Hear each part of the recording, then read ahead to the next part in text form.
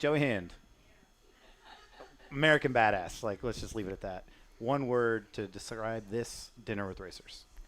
I would say enlightened, because I learned a new word today. What's the new word?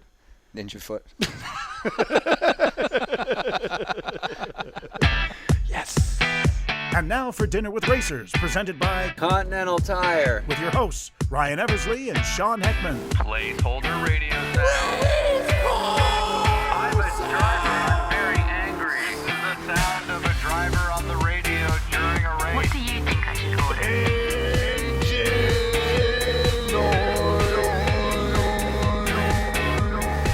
Welcome to Dinner with Racers. I'm Ryan Eversley alongside Sean Heckman, and we are driving to LAX right now so I can leave this podcast and get the hell out of California. Don't you diss California. Don't you diss California, Ryan Eversley. Now, I say that because this episode has a very particular relevance to California. But first, let's set it up. So Ryan and I drove 12,000 miles across 29 states in our Honda Odyssey, and that Honda had what kind of tires, Ryan? Continental Tires. Cross contact LX20. But as opposed to last year where we kind of went round trip through Atlanta, we actually started this trip in California. And even though our first couple of episodes were in Atlanta after Petit Le Mans, the real trip began after the World Challenge finale in early October. And Ryan and I hit the road in Northern California to our first stop in the beautiful city of Elk Grove, California, which is just outside of Sacramento. And we met on the official National Sausage Pizza Day to meet up with none other than Joey Hand. Now, I'm a huge fan of Joey, so it was really cool to get to sit down and kind of see him in his private life. He's not very public about things like that, but he gave us a lot of time, talked about family, talked about traveling in Europe the last couple of years, and sort of the things that he appreciated from his career. And as a guy that looked up to him for the beginning of my career and still continues to this day, it was really cool to kind of get that sense of him from the driver that he is. So for those who don't know Joey's background, he's one of the most decorated modern sports car drivers out there. Began his career, like many of us, in karts. Actually, Joey and I came up about the same age in Northern California karting. And then moved on to several of the open wheel junior ranks, Pro Mazda Series champion, drove the Formula Atlantics, won several races there, before eventually turning to sports cars and becoming a factory BMW driver where he won a ton of big races, won the Rolex 24 at Daytona overall, and then eventually drove in the DTM, which he talks about, before transitioning to his current role as a factory driver in the Chip Ganassi-run Ford GT program, where in addition to winning several races this year in IMSA, went on to one of his biggest achievements in his career, which was winning this year's GTE-Pro category of the 24 Hours of Le Mans. So we went to a great Mexican restaurant near where he lives called Plaza del Sole. I had the enchiladas, which he recommended. And I had the chicken sandwich. Take it away, Joey Hand. All right, we're going to start in 5, 4, 3, 2. Joey What's going on? Hand. There he is. No, No, waiting on you. waiting on you. Yeah. This is your show. I don't know how it actually works. Oh, you'll see. I mean, I listened to a couple, but At least he gave the right answer when he lies. He's like, Most people, when they lie, they say they've heard it. Give us the worst thing. They're like, I haven't watched all of them. Yeah, that's like, that's the a common one. biggest I haven't seen all the giveaway. episodes. Oh, I listened to the first Tommy Kendall one, there you Oh, go. cool. Okay. the Taylor Brothers until So you know what we're getting I into. was, yeah. Cool. First things first. Why did you try to punch Mika Salo at Laguna? I didn't try to punch him. Where were you? How do you know about that? Which direction were you standing? Okay. We have our sources. Yeah. Wow. What's the That's guy's name? You mean we'll go by an alias. His name is Dustin Marks. Marks. Yeah. Oh. Yeah. A guy named Dustin Marks yeah. said, ask him about the time. And Yeah, I don't even well, know what that's about. Actually, that was a huge misunderstanding. Believe it or not, I swear. It was when I was driving for Milner, the BMW days. Or no, it wasn't. I was the Rahal days, and we were on track, and he came in. It was all bent out of shape. Like, it was right after the driver's meeting. I know where we're staying. We're staying right by the tire facility there, out of the driver's meeting, And he got all bent out of shape. He's like, why you block me and this and that? And I'm like, dude, I didn't even drive last session. That was Bill. Right. Bill's standing right there, Oberlin, you know. And Salo would hear nothing of it. I mean, the short story, he's just like, man, I know it was you. They said it was you. I'm like, I didn't drive. Not me. I mean, I'd say, I'll have a throwdown fight with you if you want over it, but it really wasn't me. And Bill steps in, and Bill's all, yeah, man, that was me. He wasn't even out there. It was me. Salo wouldn't even talk to Still Bill. no. He still was on me. I don't know what he had on me, man. But, yeah, short part of it is then he flicked my hat. And I had my backpack on because I came straight in from the parking lot, you know? Right. You know how it works a little good. Right. And then it just was just a little push, bam, Right. pushed him. And Is that the trigger? everybody flicking my hat? Yeah, it's like not it's a like good. no one touches That's my not hat. a good start. That's not a good start to our relationship. Let's put it that way. Right. Even my son knows better than that. Don't touch the hat. You'd think I had a toupee or something under there. So, Right. But it's real. No, fair enough. Is Mika Salo normally like that, or is it just like he's having a cranky day? Or? He kind of was like that. Yeah. I think he was like that a little bit. Yeah. Yeah, he was just always. I didn't talk to him that much until that day. Sure. And then actually after that, I think he figured out it wasn't me. A few races later, and he became like, kind of like, hey, how's it going? You're like, Yeah, he yeah, just like yeah. he wouldn't apologize, but somehow Yeah. he's Then all of a pretend sudden like he you was guys my are. buddy. He's waving all the He's time. probably hoping you help him get a job later or Yeah. something. Yeah. Yeah. It's like, this guy's doing a good job. He was always a guy. He was always tough on track, man. That Yeah. guy was tough on track Yeah. for sure. That was a good one. See, Justin's got a memory like Yeah. you wouldn't believe. Him and Brian Sellers Yeah. are my go-to. I know Sellers is close with you, too. Yeah, he's my those are my go-to. Hey, remember that time? I just can't remember. I think I drove way more hot race cars than they did. Okay. And boiled my blood Yeah, or something. everything's just, yeah, right. Yeah, it's gone. Everything's gone. That's what I tell my wife anyway. That's easy. It's a good excuse. So you mentioned Oberlin. Everyone that we have interviewed who's dealt with Oberlin has an Oberlin impression. It's true. And you spent like 40 years with the guy. So if there's got to be something. The one. I mean, we always used to do it because when you do your picture, your headshot or something, Right. it's Yeah, like I'm Joey Ann from Sacramento. It's it almost blends into Blobberlin.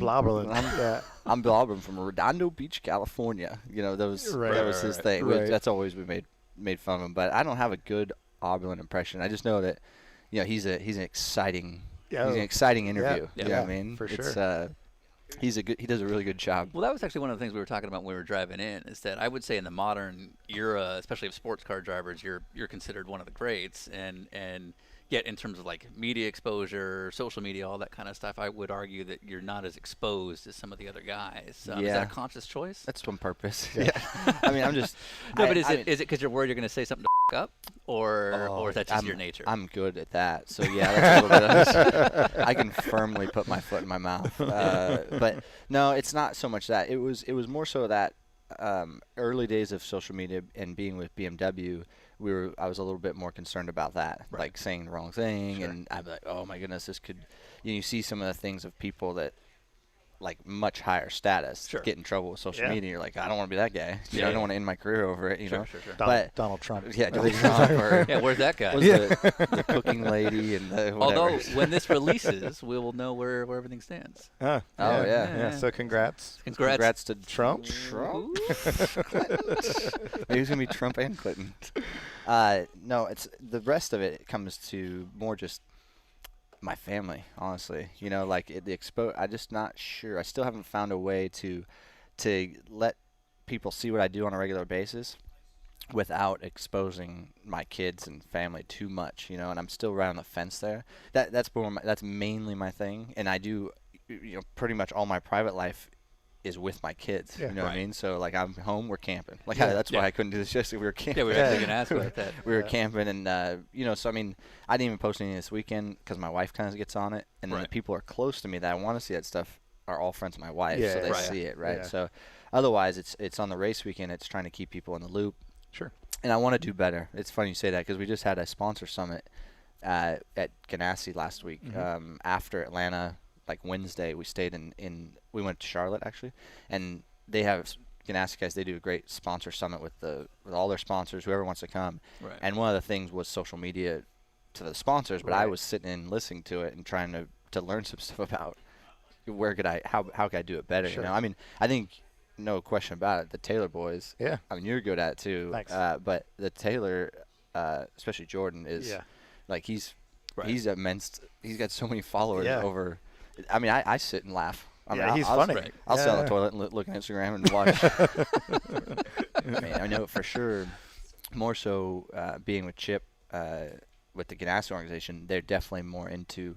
They want more and more of it, Right. you know. And we weren't pushed so hard before, like at BMW and stuff, to do so much social media. But we're also moving into a time where it's becoming the norm. You Yeah, know, right, I was BMW. It was kind of like everybody's like trying to figure it out. Where do we Right. go with it? Are we Right. Twitter? Are we Instagram? Whatever, you know. Right. So Well, and when you're a factory guy, I mean, we've talked about this with a bunch of the Porsche guys. Is that to me, like if you're Richard Leitz, like all social media is going to do is get you fired.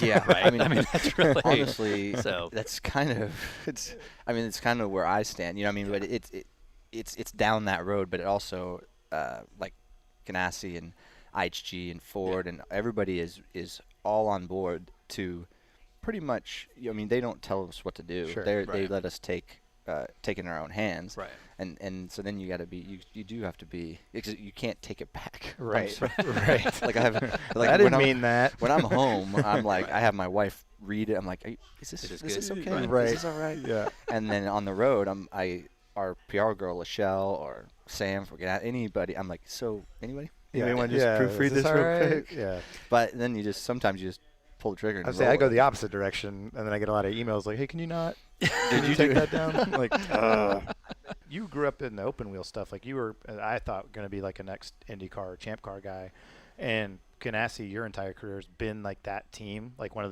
the big teams you'd want to drive for. Now you get to on the sports car side. Is that like a check mark for you? You're like, I actually, got that. dude. People think it's probably some story I fabricated, but I swear I want to drive for Chip because I used to drive from here. I always lived here in Elk Grove, and Laguna was always the closest IndyCar race, Yeah. obviously. So I would roll down there every year. Yeah. And it was normally in September, October, right? And I would just walk the paddock because I was still Formula Mazda or Toy Atlantic or whatever it was.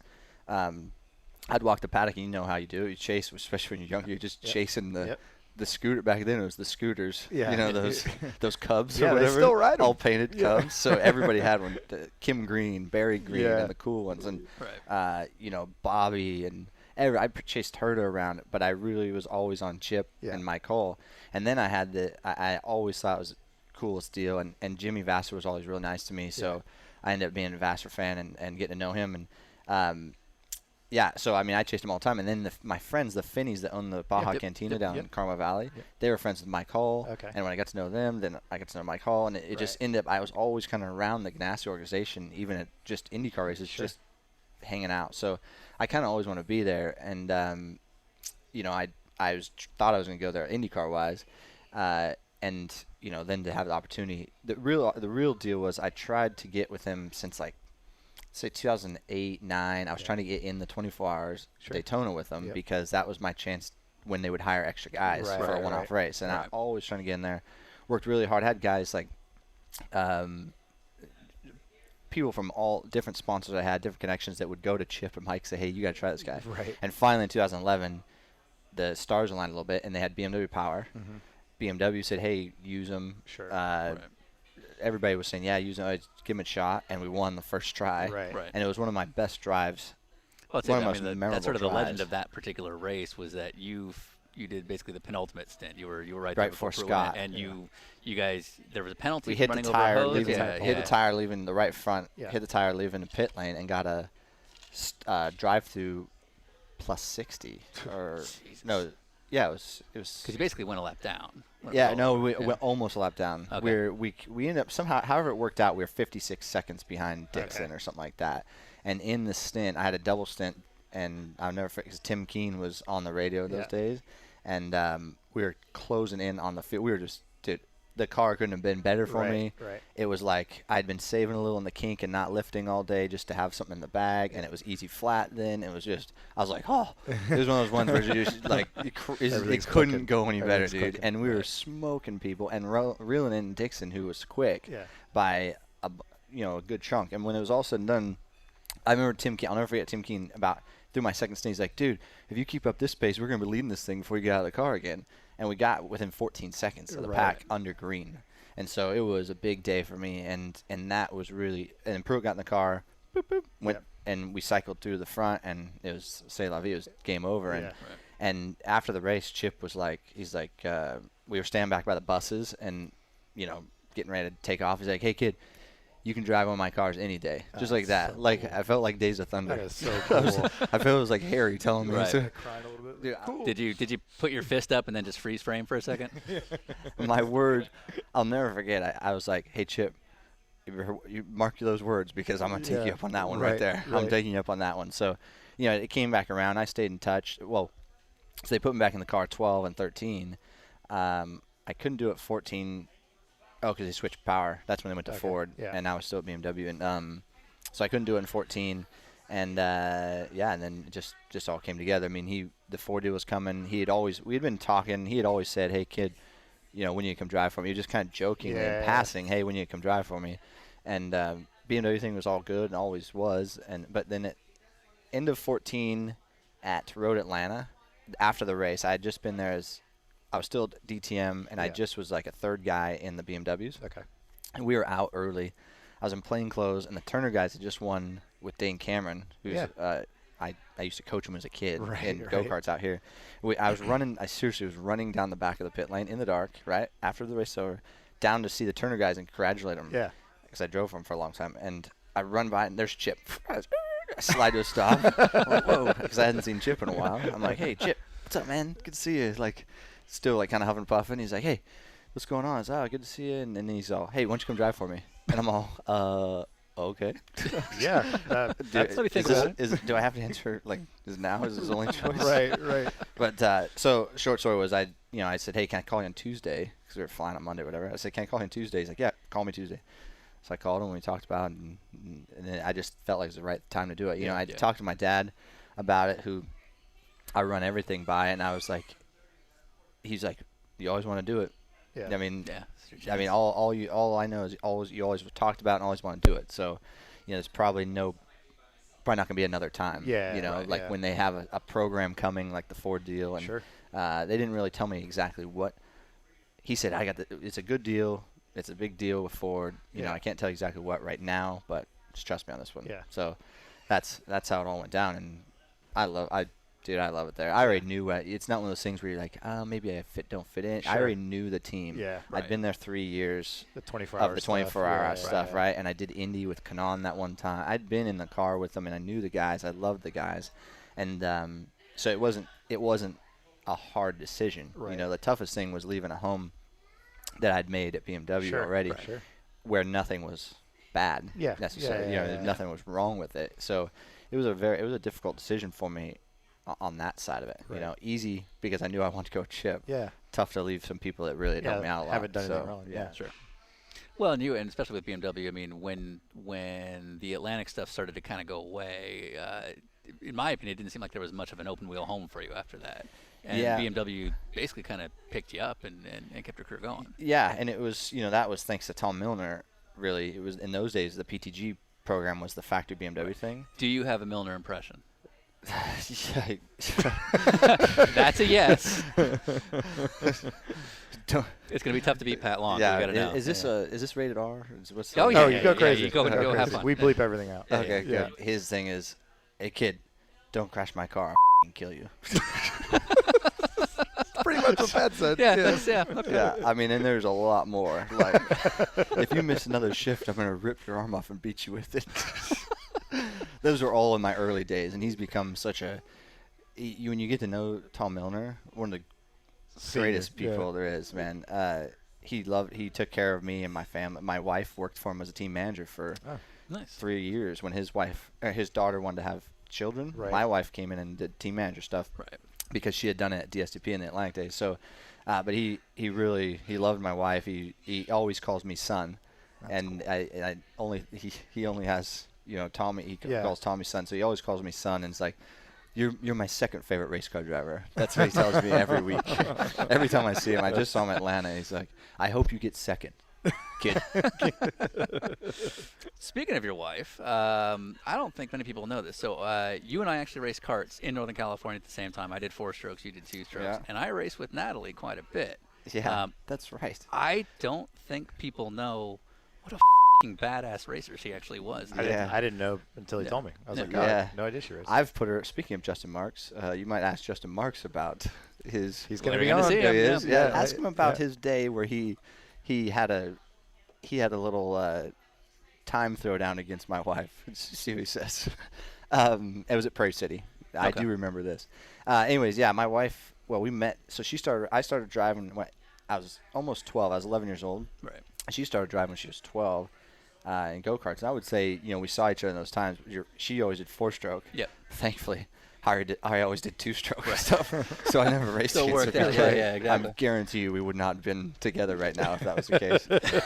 Now, Sacramento, part of Northern California, but for those who aren't from Northern California, Sacramento is very different from, say, San Francisco, the Bay Area, that sort of thing. So when I hear you camping, in my head, that's probly real camping.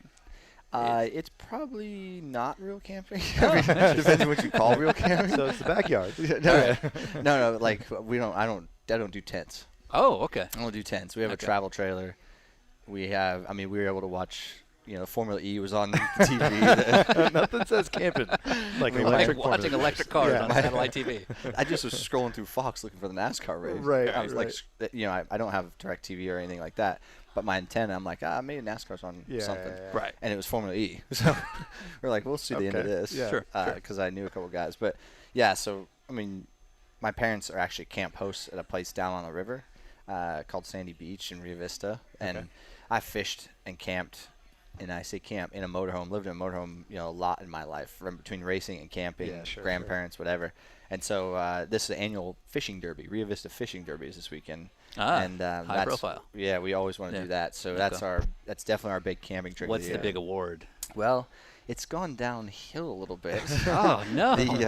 It used to be. Back when I was younger, they were giving out fishing boats for first place Oh, for, wow. the biggest, Jesus. for the biggest striped bass. Right. Okay. And it got a little crazy because people were like holding fish. It was the biggest fish, right? So people would fish for months and then keep it alive. And then the derby starts at 6 a.m. and at 6:15 there's a I got this monster. large bass. Dude's Yeah. out there with a scuba set on, holding it. Yeah. Like puts the hook in its mouth. Yeah. Marlins don't even live here. What are you, Yeah. what are you doing? So yeah, it's the striped bass derby, and now it's gone down. It's $1,000 for the fish, okay. and now it's a slot. So they draw first morning, Friday morning, they draw a tag, and it's like this year is 29.5 inches, Okay. Okay. and whoever gets that closest or on it, and if there's a tie, the most weight. So this year Okay. two guys hit 29.5, and we couldn't get one over 20 this year. It was tough. Right. It was a tough fishing year, man. It was tough. It was tough. We put in some hours and we struggled. We Gotta get back threw with the boys in the shop. threw a lot of bait, man. But it's fun. We Yeah, enjoy but it. work harder in the off season. Yeah, exactly. Speaking put of in the bait, time. we were told there's a fish bait and a backpack story. Oh God, that's another good one from Justin. Dustin. Dustin, Dustin our Marks. anonymous Dustin, source, yeah, Dustin Dustin. Marks. Yeah. Yeah, he was the brunt of that. Also, that was when we got in this little thing. That's when we were at PTG. We were also at PTG, and we remember when they had like 5 or 6 cars. Yeah. We had Gleason and RJ Valentine and Right. me and Justin. RJ. And RJ. Yeah, RJ. This is. I still get political emails from him. Ah, we're on the same Are list. you? We're on the Yeah, same list? absolutely. Yeah. This guy's. It's going to be a tough November. Exactly. These guys don't know what they're doing. He's- Pretty good RJ. Yeah, that's actually really Pretty good. RJ. yeah. Yeah, like, well, RJ and I'll he'll call me for video stuff or whatever. And I'll be like, oh, how's things going? He's like, things are fine. But I tell you, we got to get this guy out of office. Like, Art, This okay, guy. what does this have to do with your machining company? This guy. Well, there's a great RJ story when he hits a deer. If you ever do this with him, ask him about the deer at Summit Point. Okay. The deer at Summit find Point. out. He hit a deer at 145 miles an hour, wide open throttle. Yes. When they pulled the engine apart, I'll give you a short. They pulled the engine apart. There was deer pieces in the crankcase. Like, Oh, wow. because it hit it wide open Yeah, and it sucked just- it. everything in. Oh. Dude, this deer was annihilated. I've never That's seen anything like it in my life. Total the car. It's the Right. same time frame we were testing there. Yeah. So anyways, we got on this thing. Oh, Kelly Collins was in this group, right? So Okay. it's Bill, Kelly, Justin, Brian, so Right. me. It was a real. Yeah. shit show, if you will, in the hauler. And there's all of us changing in that. You got Chris Gleason going and RJ back there bickering back and forth. Yeah. You can only Right. imagine. Old like, guys yelling at each other. you don't know what the hell you're doing. Yeah. And, Right, yeah, and they're kind of half-ass funny about it because they're Right. buddies, and sometimes they're Sort of pissed at serious. each other. Yeah. But anyways, it started with Kelly Collins telling a story of this one time where he put like stinky cheese on Johnny O'Connell's mic in his helmet in France. Dude. He stuck some stinky cheese on it. Where were you a week ago? And Johnny O'Connell was so mad, and it went in this whole war back and forth. And Kelly Collins is a funny guy, right? Yeah. Funny guy. So we did some stuff, and somebody thought, so it was Road Atlanta. This is what it was. It was Road Atlanta. We always just go fishing on the Wednesday. Remember, you test. You had Wednesday off or whatever, or Right. Tuesday maybe. And then we'd rent a fishing boat, and we'd go out on the water at Lake Lanier. Lanier, yep. Yeah. And me and Justin and Bill and this one year we got a pontoon. We decided to fish, so we went to Dick's and we got fishing rods and we got Right. shad and all this stuff and we got chicken liver and Right. we don't know. Yeah. And Yeah, when it was all said and done, Bill's the only one that caught a fish. I'm not kidding. It Nice. was a guppy, like 3 inches long. I don't even know how it got on the hook. It was so small. It just And felt he bad. just this year still was telling me, "Hey, you want to go fishing?" Right, you're like, remember that yeah. time I was fishing and you were doing nothing? That's an Oberlin impression. Yeah. Yeah. That was, all right. But so we decided after the fishing trip, we had plenty of bait left because we Yeah. didn't catch a damn thing. And but for some reason, it was on Justin's round that we thought like he was the next one to get it, and so we put this chicken liver was fake chicken liver. We Yeah. put that in his backpack, in one of the pockets, and then we put one of these shad in like a pocket you would never find, like the Right. secret pocket one. yeah. You know? Right. And then we stuck it on the back of the seat of his truck. And at that time, I think he had like a Nissan Titan or something Okay. like that, right? It was a nice new truck. Yeah. Jammed it under the back seat. And then I got really nervous because the whole week had gone by, he never even knew anything about it. Right. But he had that chicken liver in there, and it looked, I thought they might think it was like explosive. Oh, like plastic sure. explosive. Right. It's going to So show up in this. Yeah, machine. you go I to the wasn't airport, yeah. sure, so I'm like, dude, I don't want. I mean, it'd be funny, kind of, but it was when they were getting pretty strict in this time frame. Right. This is like Yeah, yeah, yeah. 2007 You're or 6, right? right, So yeah, they're right in not. the thick of they're it. not funny. It's Yeah. not that funny Yeah, at this not to moment, them. right? No. So I get in there. I take the chicken liver back out, but I leave the shad. I'm like, so he drives back to Charlotte. Yeah, Charlotte. Yeah. And dude, weeks go by, months go by, and we go to a test, and we're just none of it. We're all doing like little kids, like, Right, like where's right. the? Did he ever find? Yeah. No, that never came up. So finally, Seller says something, or no, it's Bill, because Bill is the worst practical joker in the world because he can't not gotta know. say something. Yeah. He's Okay. got to Sure, know. sure, sure. He can't. He's like, huh? Remember that? Did you find it? I'm like, Bill, he didn't give him a chance. Yeah, But right. this time we got away for it long enough to where he let go. And Justin finds it. He's all, dude, that was you guys? That sucks. I had girls in there. Like, I had chicks in my car, and I couldn't figure out the smell. Right, they're like, Everywhere I went, I had this nasty smell, and I had chicks in there, dude. Like that. That's when that was before he picked up the Charlotte, the Southern Draw or whatever. Yeah, right? So he yeah. still had the California Right. thing going, but we laughed so hard. Bill laughed so hard on that one. We still talk about that one. Right. That's a good one. That Yeah. was a classic. Yeah. Have you done this Kelly Collins? The Kelly No, Collins? No, we've we been would talking talk- about yeah. that. It'd be I a mean, great one. One yeah. time at Watkins Glen, man, he pretended.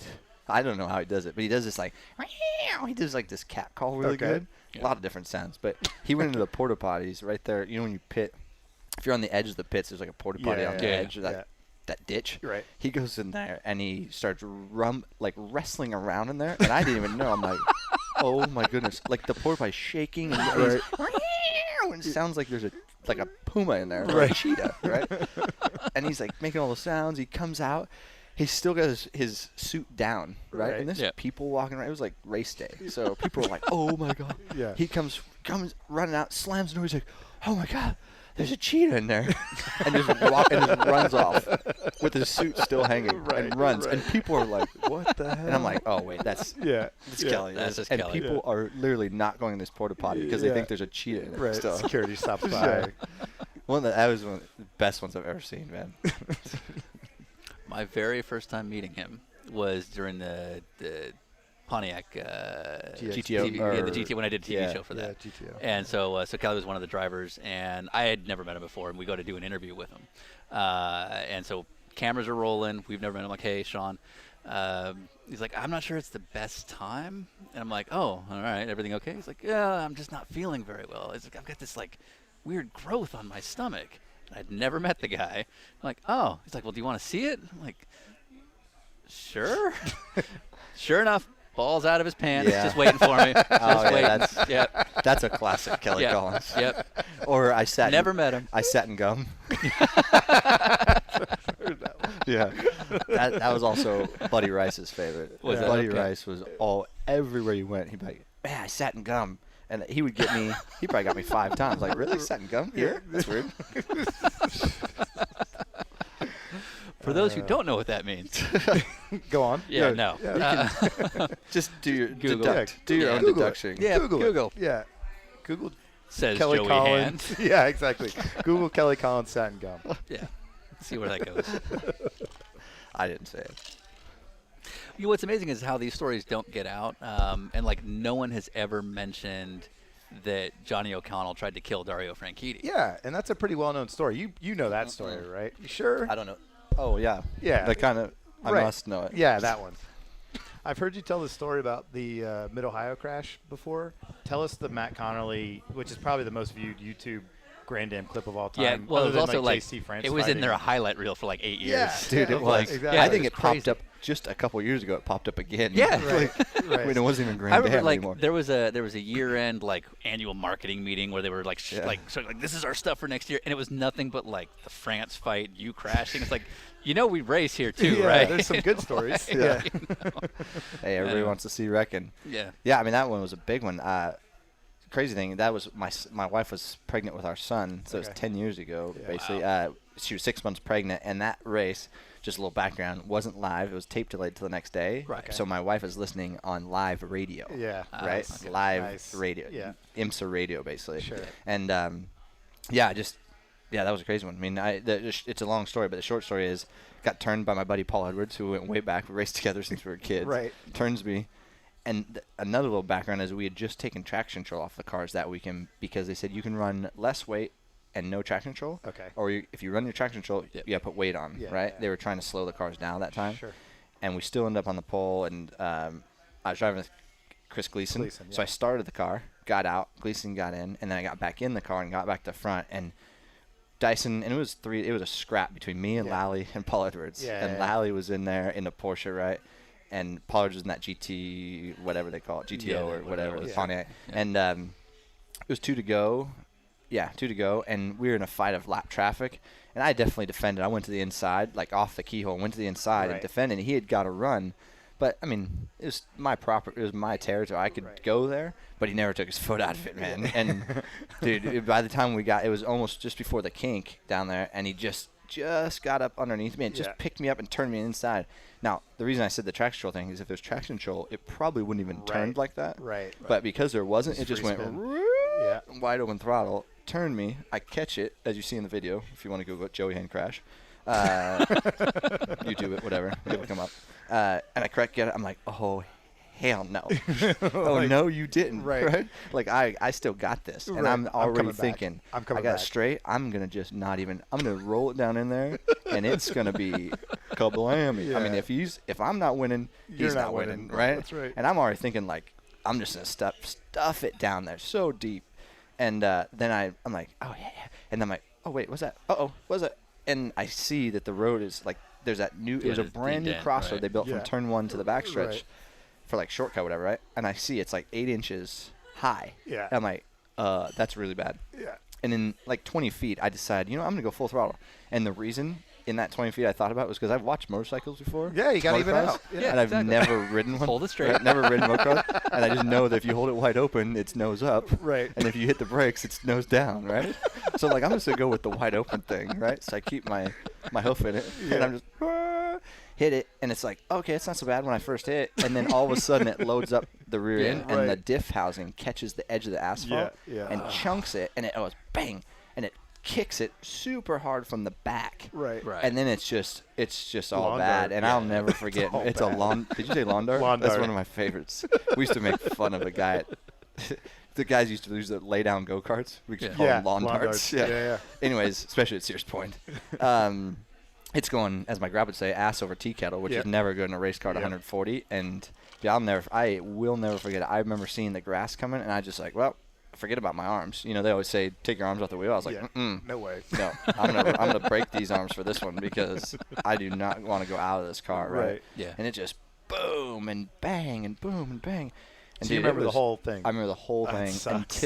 until when you watch the video, everyone, when I hit on the back for the final time, it's Yeah. on the asphalt, Yeah. and Brian Till and Dorset Schrader go, that one hurt. Like that. And or Dorset says, that one hurt, and Till goes, yes, it did, like that. Yeah. And that's the one where I come back and I hit my head on the roll bar up Right. top real Okay. hard, and kaput. Right. And it actually cracked my helmet, a 4-inch crack in Jesus. my helmet, and I still have the helmet. And I come to a stop, and I'm hanging upside down. I don't know how much time we have here, but I'm hanging upside down, and I come to because they're like, "Are you okay? Are you okay?" And I'm hanging from the seat, right, upside down, and I'm like, "Oh, what the hell?" And I start to come to, and immediately the first thing I hear is this lady, like a corner worker lady, standing outside the car going, "Oh my God, it's gonna blow!" That's the first thing I hear. I'm not kidding you. I'm not making this up. Oh my God, it's gonna blow. And I'm Good, like, good to know. I'm like, Thanks. oh my! And I start to, I'm like, why would she say it's gonna blow? And then I'm like, I'm smelling fuel, Okay. and then I'm like, what is running down my back? And it is That's literally reassuring, running fuel sure. down my back and filling the roof Yeah. below me. Yeah. And I'm like, oh God. And Gotta go. now I understand her. Yeah. She's like, it's gonna blow. So I'm like, oh. I just undo my belt, not even thinking a second. I just undo my belt and I crash into the roof, and I'm Yeah. tangled up. I mean, you can imagine Yeah, like that's the shift fucking lever. We scary, still had sure. shift levers back then, You're so right, it's yeah. hanging straight down. Yeah, kids, I that's end the up- thing they used to shift the car. You're upside down. and yeah, it was an yeah. H pattern back then, You're right. if you can believe that.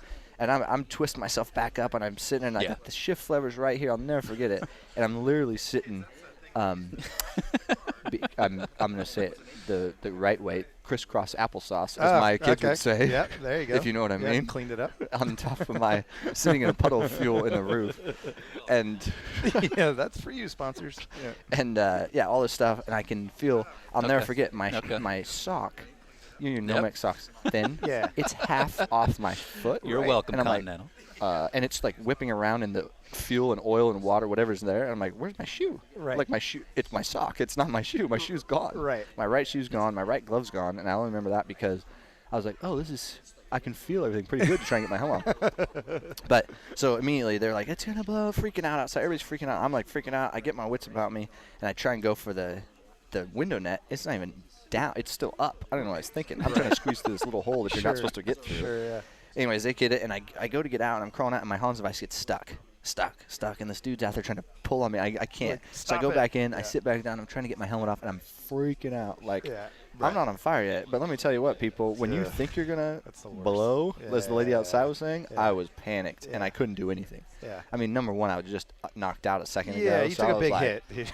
I was like, I don't even know. And then my helmet wasn't getting untied. So I just started to figure out I'm going to have to go, like, back down and try and, like, slide this out of this Right, thing. right. And then this dude was right there, and he grabbed me and Yeah, dragged me out. so And you're man, still not quite there. dude, this thing was all fuel. I smelled like fuel so bad. So Right. the story is they dragged me over the side, and I'll never forget, man. And you see it on the video if you watch the long version. They dragged me against the wall, and the car's right there upside down. It's still leaking.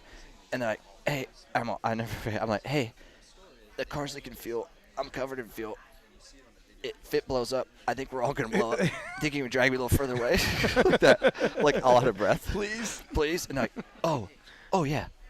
So they dragged me by the epaulets, which Right. finally came into use. First time, right? right, First time yeah. ever. They dragged me through those big old rocks, the giant rocks, so that when it's muddy, they can still drive. I'm out there, and I'm laying in this like a massage, Yeah. a bad massage, and I'm laying there, and they're like, oh, this guy's gonna be dead. Like I could tell they're frantic, They're right? panicking, Yeah, we're mid And I hear him calling for life flight, and they immediately IV me in 2 spots on each arm. I'm like, oh, that's new. 2 spots on each arm, and they told me later it's because they thought I was going to crash. Like, that's the Yeah, crash yeah, yeah. situation, Yeah.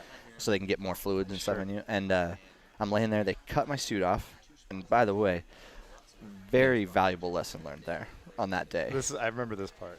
Very valuable lesson learned that day as far as maintenance is concerned. And choice of clothing. Yeah. All sorts of different things came into play that day, and since that day, it really changed my life as far as the maintenance program. But they cut my suit off, like fillet it off, and I am Yeah. absolutely butt naked, Yeah. like naked. And let me tell you, the next part is the most special part.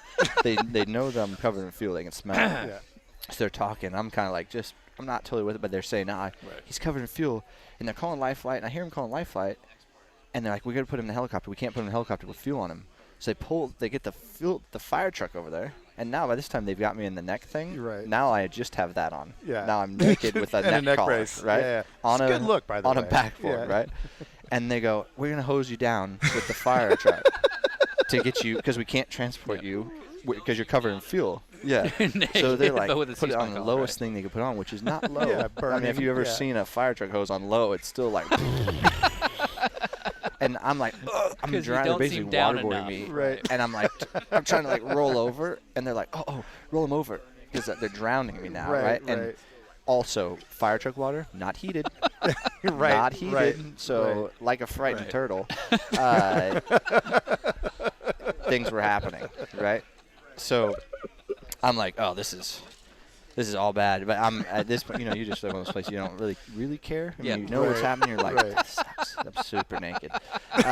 Super naked. But you've all had that. everybody's been down this road, I'm Yeah, sure, right? So, anyways, the next funny thing is, well, kind of funny. They're like, okay, let's drop Life Flight. You know, Life Flight always parks on the outside of the key hole there. Yeah. They're like, okay, let's bring Life Flight in. Well, nobody ever like stood up and looked and said, huh, Life Flight's not there. Oh, great. They're like, no, Life Flight's not here. It left a minute before it was like, okay, we got to go. The race is almost over. Yeah. Goodbye. Checked It's out. all the way. It's back, heading back to Cleveland. Which seems like a liability. Anyways, Life Flight's not there for whatever reason, so Right. they changed their minds and they're like, What? okay, we're gonna have to transport by Really? ambulance. And while Yeah, it they're seems cutting like a all your bad- clothes like, off, this is on the back Nothing straightaway ever in happens Ohio, in the last where lap of races a are taking race. place. Wow. There's grandstands Okay. and Oh. fans. Oh, All right I've had there. people come to me to this day still and be like, yeah, so I was there that day, Sorry, man. like with a smirk on their face. I'm Yeah. like, come on now, cold give it- water. cut a guy a break. Yeah, cold water. Haven't you seen that Seinfeld Yeah, episode? come on, like man. a frightened turtle. Leave me alone. It's if you I don't know a lot it's about true. you. So they go to load you in the So they go ambulance. they load me in the ambulance and they finally do it and they get me in there. It's like the bumpiest road ever. I'm like, oh my goodness, are you killing me with this? Yeah, exactly. But I had this dude, I'll never forget him. His name is Joe also. He's a vet, Vietnam vet, older dude. He was the guy that was working on me in the ambulance. And he's like, he kept checking my blood pressure. He's like, okay, just let me know if you start to feel warm from warm inside. Yeah. I'm like, okay. I'm like, what's that mean? He's like, well, that means you have internal bleeding and whatever. So then you're like, I'm already nervous because I just wrecked. Maybe, am I warm? I don't know. I wrecked Yeah. super hard. They've already put 2 IVs in each arm. They already think I got a problem. Right. And now I think I got a problem. Sure. That's all it He's takes. checking my blood pressure. He does it. He looks. He's like, checks it again. Yeah. And then he goes, you feel Yeah, okay? yeah. I'm like, should I not feel okay? Yeah, like, He's like, well, the blood pressure's low. I was like, Right. hey, it is a bit warm. Is it warm? Right. And then he checks again. He's like, oh, you're okay. And I'm like, whew.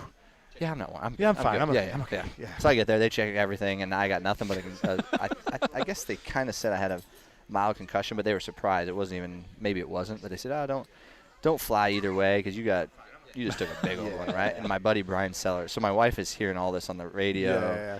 and Brian Sellers was there, and he was the pace car driver that day, which I Okay. never even thought about it that much, but it still doesn't make sense to me. I can't remember why. Right. But he was driving the pace car. So he gets on the phone to Natalie, says he's on the way to the hospital. He's going to figure it out. So by the time I got there, Brian was there. I'm laying in the hospital room, and they're like, yeah, you have a phone call on the hard line in the Okay. in the ER. Right. It's your wife. I'm like, okay. okay. So I take the hard line on the stretchy cord over to my bed and will hardly reach, and it's my wife, and she's freaking out and almost went to labor over it. But then the Sellers and his now wife Jamie, they were just boyfriend girlfriend. And then Sellers, the good dude he is, like one of the Yeah. nicest people in the world. Yes. He's like, oh, dude, I'll just stay. I'll take you. Oh, so Conley, all the guys from Conley come to the hospital, right? And they load the truck, lock it up, doop, come. You're right. I had nothing, no clothes, my Oh, phone, right. everything was in the truck. Yeah, my wallet, yeah. everything. So they give me, I'm done. They say, hey, you're all right, man. You're whatever. I get out there about midnight. They give me an old painted Army shirt. You know, people give stuff to the hospital. It says Oh, Army, yeah, and it's all got on the paint truck, spots all over it. right, It was yeah. great. I'll never forget it. Right. And then they give me the one-size-fits-all bottoms. Right. Right? Yeah. And they, Looking good. I man. got that, and they gave me those slipper socks Yeah. that my grandma So normally they gives made me. you into a homeless person. Yeah. Yeah. But cool. they were new slipper socks. Okay. They come right out of the thing, Nice. and they had the Yeah. grippers So on you're the bottom. doing well for a homeless person. Yeah. Yeah. Yeah. Right. And that's what I have on. And Yeah, so I was yeah, like, yeah. I'll take All you right. back. You know, of course, he's like, Yeah. I'll take That's you. a- yeah, that's- So we're staying at the same place, same hotel, and it's that one by the freeway, and there's a Steak and Shake. Yeah, in that's front of what it. we call It fashion was a forward. Holiday Inn, one of those ones. So. Anyways, Steak and Shake right in front. I'm like, dude, I'm so hungry. I can eat anything. He's like, I would go to Steak and Shake. It's 12:45 in the morning now, Right. and yeah, like it's not your average client. It's like a different clientele at that time. Sure. And It's middle then of there's Ohio. me.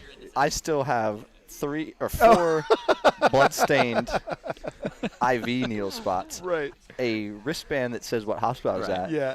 Slipper socks. Slipper socks. And One you're size in this fits all outfit. bottoms Yeah. like you scrubs. Right. And an army shirt. No hat. And my hair is crazy.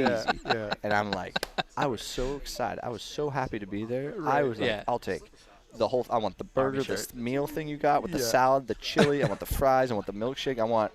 Give it to me They're because like, I was. this dude escaped. It was like my last meal, but it was like my first meal over again, Right, right? right. Like, I ate everything. I was so happy. And they're like, "Why are you so happy?" I'm like, "Dude, I survived that one. That one that had bad news written all Yeah, over it. I was so happy to absolutely. be Yeah.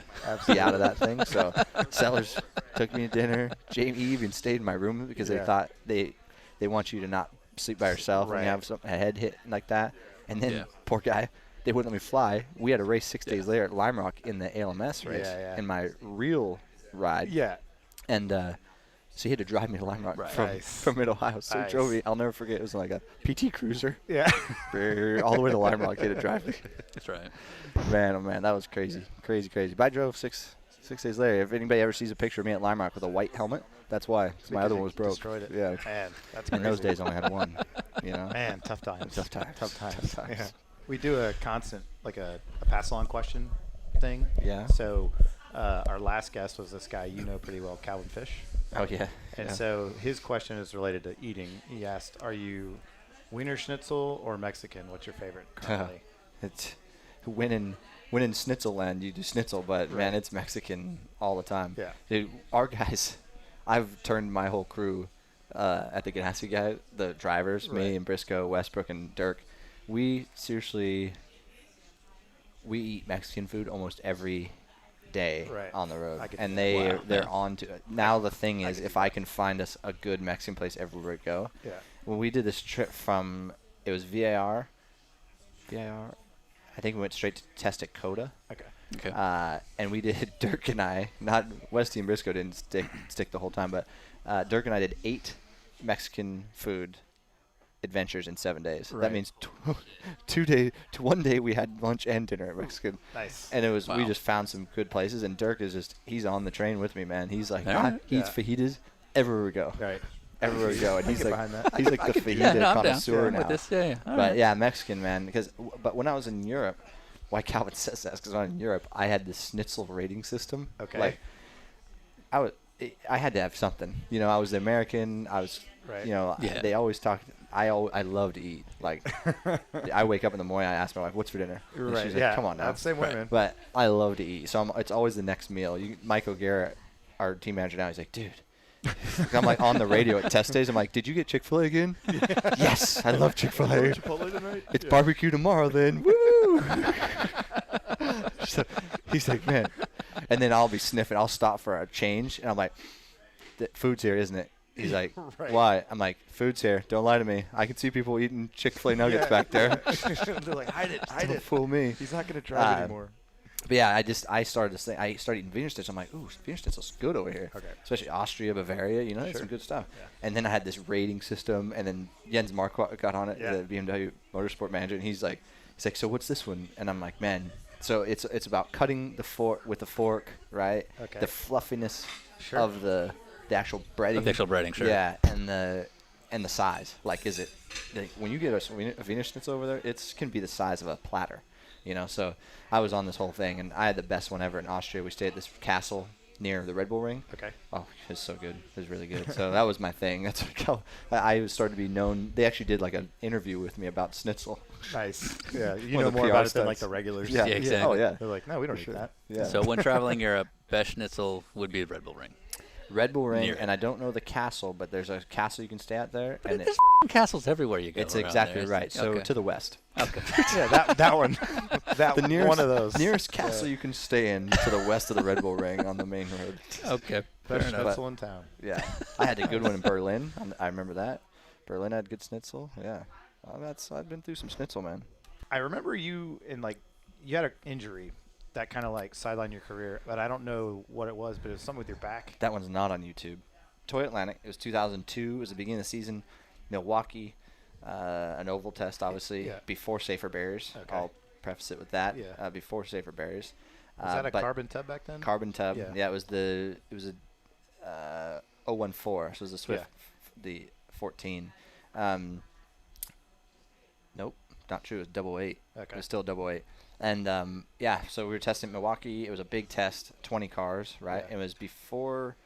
It's after Mexico City. We'd finished second, but it was before Long Beach. Okay. So I think it was in March, whatever. So we were testing there, and luckily there was 20 cars, so they had the safety team there. They had Mike and Dave, Big Dave, there, and just in a rental car to help out. And I was driving. It was cold. It was like 50 degrees. I remember it was tough to get tire temps up, and then we had some malfunction in the right rear, like suspension issue. Yeah. And that Milwaukee was flat for us. Yeah. Or my car wasn't good enough, but Hunter Ray was flat. Right. we were trying to be flat, and it was sketchy. Something went wrong. Entering 3 on the right rear failed basically, and it was so fast couldn't even catch it. So it's backwards before I even know it. But I never lifted. Yeah. I kept wide open throttle because for some reason I thought I'm gonna whip this thing. I'm gonna go right hand down. I'm gonna whip this thing back around. Right. Stay wide open and try and just glance off the wall. Yeah. Right. Like up in the middle of 3 and 4. Dude, my trajectories were all wrong. So I got it way wrong. So I had turned in further than I thought. Got around the corner more, and so when I did the big spin, I was heading towards turn 4, not up the And you're track. like flat out And I going was in, nose in. So yeah.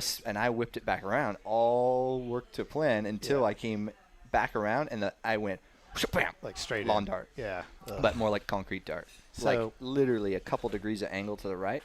It broke the tub around the right side, so it exposed my legs on the right side. You could see in it.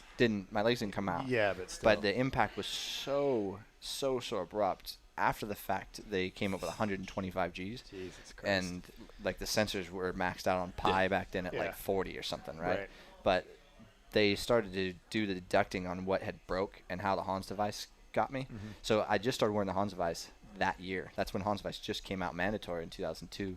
And so I went in so hard that broke my back instantly, 3 vertebrae. But the crazy thing was, so I hit, boom, and I'm like, oh, and I immediately felt fire in my back. I thought the engine crankshaft had gone through into my back. Like I thought it went through the fuel cell into my back. It hurt so bad. And I'm sitting, I'm like, oh, and I can see my wife's on pit line. She's a team manager for the team. The whole crew, we were the first stall at entrance. So they're looking at me. Yeah. I'm like, don't even cover. I need an ambulance. I broke my back for sure. My back's broke. So Dave and Mike get up there, and I'll never forget Big Mike's straddling the car. He's like, what's wrong? I'm like, my back's broke. He's like, no. He's like, can't be your back. He's like, are you sure? Like, yeah, my back's broke, man. I can feel it. It's killing me.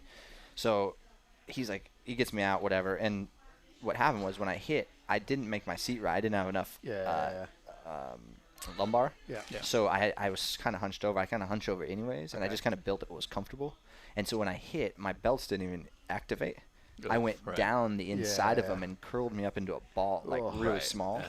So it crushed the front of my vertebrae into like pie shapes. So your vertebrae are normally like rectangle, basically. So I have like 40 degrees smashed on one front still today, and then 28 on one, and then 12 on the other. So I smashed 3 vertebrae, and they're called stable compression factors. Okay. Severe. So it's like hitting a hard-boiled egg on the table, and the shell shatters but doesn't come off. Yeah. So they're all like that. So if you moved and you did something else, piece could fly off and be big trouble. But if you stay stable, it was okay. Yeah.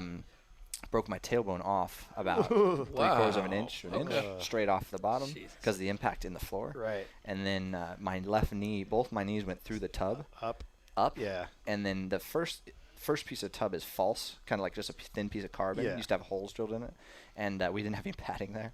And it went my left knee, because I was a left foot breaker. My leg was higher. My left knee went all the way through that, and then hit the shock mount on the bottom where the shock mount bolts the tubs on the bottom, and broke my kneecap right in half. And then thanks all along. And then my right, so then on my ribs got sheared by my Hans device. So that's how they decided the impact was so high. So my head hit so hard it slowed my head down, but it dissipates energy straight into your rib cage. It sheared my top 2 right ribs like a sawzall, like pink. But the craziest part is, I didn't even know any of that. All I knew, my back broke. Right. They took me to the hospital in Milwaukee, and they X-ray it, and they go, oh, you got 2 vertebrae broke. Okay, all right, fine. Well, first thing was, now we got our lunch. It's a great time to tell the story. First thing is they had to reattach my tailbone. Okay. Yeah, I'll tell you how that goes down. That is like the worst pain. They're like, hey, can you, we're going to need to roll you over here. And then snap with the gloves they go.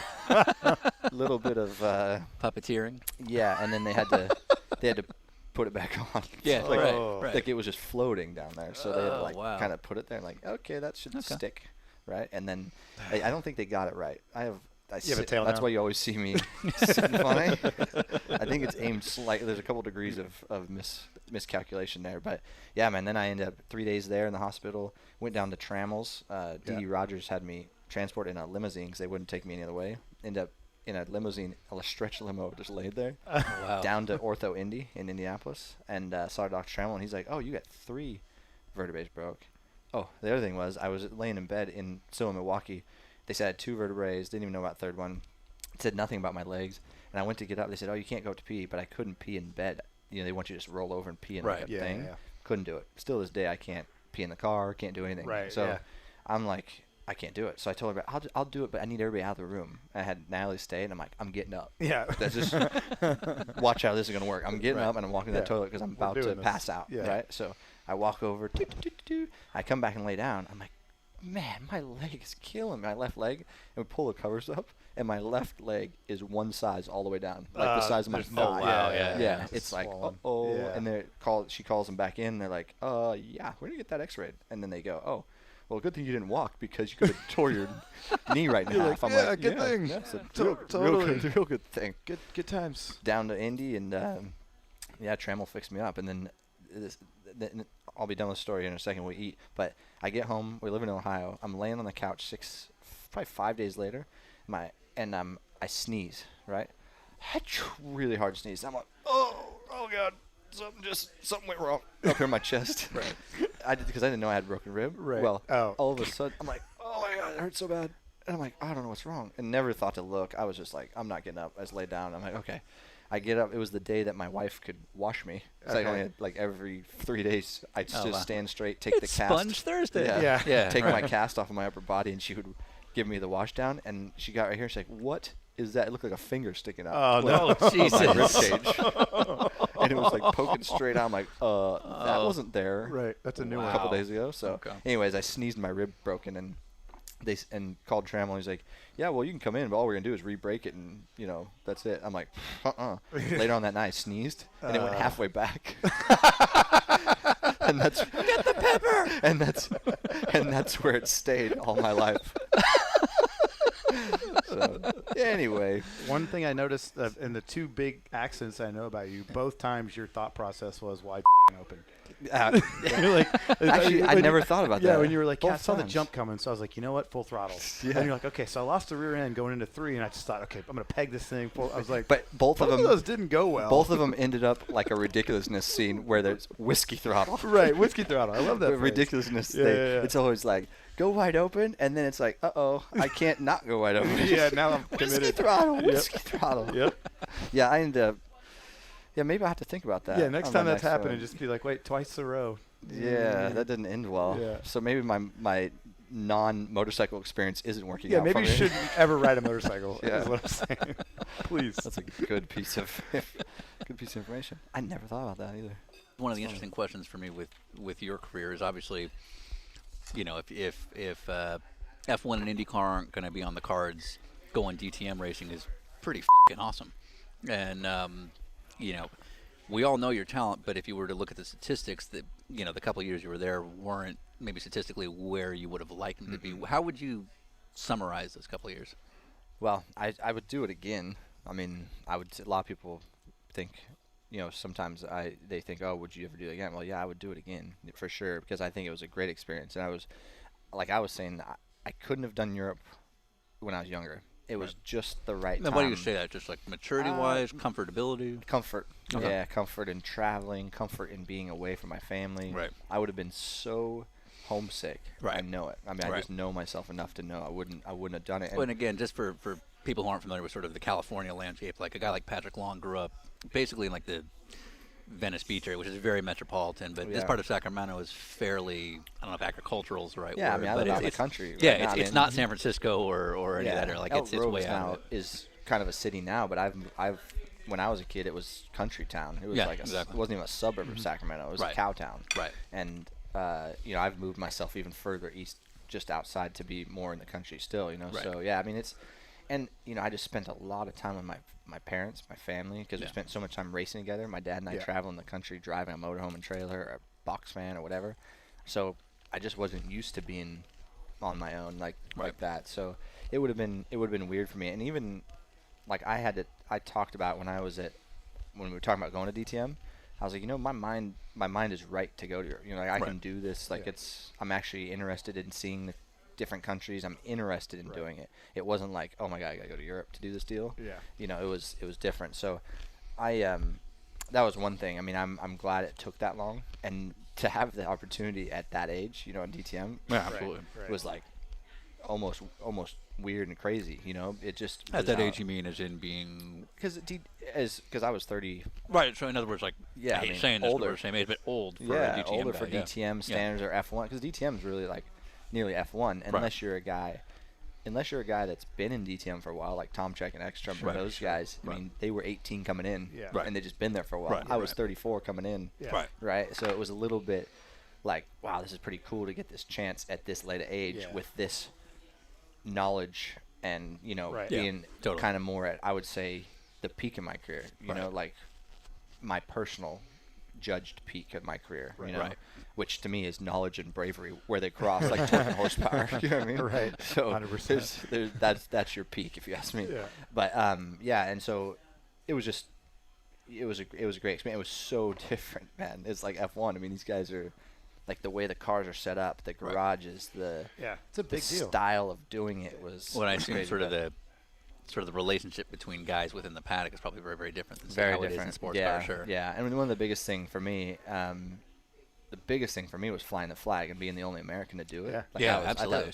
it was a big deal. I know, Danny Sullivan had been there 4 races, but never did it full time. Yeah, so you were the I first- wasn't the only American, but I was the first full-time American Right. In the history of the in series. the history of the series. Yeah. Yeah. Wow. So I still hold American records, even though my statistics weren't that great in DTM. I still hold like best finishing and best qualifying and Right. whatever laps led. And so that to me was a big deal. And I still remember you posting something about me being American and giving good luck and all that and fly the flag. That really was It's a big deal, a man. big deal to me Yeah, because I'm yeah. a very patriotic person. Likewise. And I mean, We're I would not- be. We're not getting phone calls to go to Germany to race in the German Dutch Master Series. Yeah, So Yeah, Deutsche Touring Car Master. yeah, I mean that's a big deal. Yeah, and it was the way it worked was a perfect situation for BMW and for me. I was on the year of Joey, the 2 hives. Bill was always laugh about it, but because 2011 was a big year for me. Yeah. Like starting with Daytona. Yeah. And then Dirk and I won Sebring, Sebring, and then that's we right. won like Laguna and Lime Rock, and then we won the championship, and it was just like clean house Yeah. year, right? Like the best year Right. ever. Right. And that was when DTM was just announced, or BMW just announced DTM coming back. And I was joking with Mario Tyson, who was the boss at the Director, time, yeah. and I'm like, hey, so DTM would be cool with American in it, huh? And him and I got actually kind of close. Like, we were like buddies, you know, Right. which people were like, you and Mario Tyson? It doesn't Like, really, why? doesn't Yeah. really fit. No, you two staying together, it just looks weird with your hat and his mustache. But he's That's because he great. never flipped your hat. Yeah, he's a great dude, and I could just talk like candidly with him, like, Right. hey, Dad, I think you should have American. Just kind of joked, and I kept saying, I'm like, why not American? He's like, maybe, but this is not the time. I'm like, but why not? Yeah. I kept doing like my kids would do, but why? Yeah, yeah. But why? And it just turned into they're like, at the end of the year we won the championship, and then then Jens Marquardt had kind of taken the reins, and I'd got close with him also, and he's like, so what we're going to do, we're going to give you a test as like a congratulations for winning the championship. Yeah. Here, we're going to give you a test in a DTM car at Monte Blanco in Spain, and it's going to be in 2 weeks. I'm like, yeah, this is Atlanta, Awesome. right? And I'm Yeah. like, Okay, that's great, perfect, it's fine. So I thought, it's just giving the American a chance. You know, there's like kind of slap on the butt. Here you go. This cool. isn't real. Yeah, whatever, yeah. right, It's kind of that's the way I went too. Yeah. So I went there with a great attitude in that respect, as far as like, what's the worst can happen? Yeah. Like I didn't really cares? count it as a shootout. Didn't have a lot of pressure on my personally Right. put on my shoulders, and so I went over and just threw down and had a good time. And I got the first day I was in like the test mule or whatever, right? Sure. Like the oldest car, the heaviest car, and I went pretty quick. And then everybody got food poisoning that day. Everybody but you. I did too. Oh, okay. Okay. So it wasn't you. So everybody. So this wasn't the Red Bull ring then, because it was, we know it's not that schnitzel. Yeah. Yeah. So all the BMWs guys are getting food poisoning, and they're dropping like flies, right? Yeah. Like 75 people. I think it was water, contaminated water. So Oh, they right. washed the food. That's and- rough. So they're like, okay, so at the end of my test day, I had a full day. They said, all right, so we want you to come back tomorrow, and we're going to give you half a day in the newer car, right? Like the next level real test dog, and on a different team, with a different team. I'm like, and then I was like, I think this might have just got real. This is not. Yeah. Yeah, this might have just got real fast. And then I go to bed that night, and I'm like, oh no, I got it. I got it. I've got it. And I'm like, oh no. So I wake up, I'm up all night, and I'm in bad shape. Right. I call the main guy. I'm like, hey, I know I'm in the afternoon run, the half day. It was the afternoon for me. I said, I'm gonna just make it.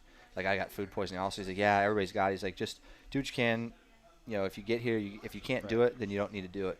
I'm like, no way. Yeah, I'm you're doing it. I'm doing it, right? Well, plus So- now you're lighter. Yeah, no, I was way lighter. Way lighter. I probably lost 6 pounds at least.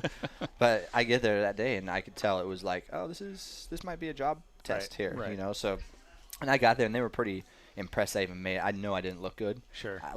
They fit the seat, and I went out and sat on the curb on pit lane in the sun. I was like, dying. right. And they remember that, and they told me that afterwards. Like, we know you were not in good shape, and you still did a good job. So I went quick. They liked me, and nothing was said. And then came back in. Marco said, "Hey, would you be interested? Would you really be interested in doing this? Can you handle it?" I said, "Yeah, but I can't handle moving. I can't move to Europe. I can't do that. It's just too much for my family. You know, at my age, with my age kids, my wife works for the state. She has a real job. You know what I mean? We can't just you have a pack life. them and live. Yeah.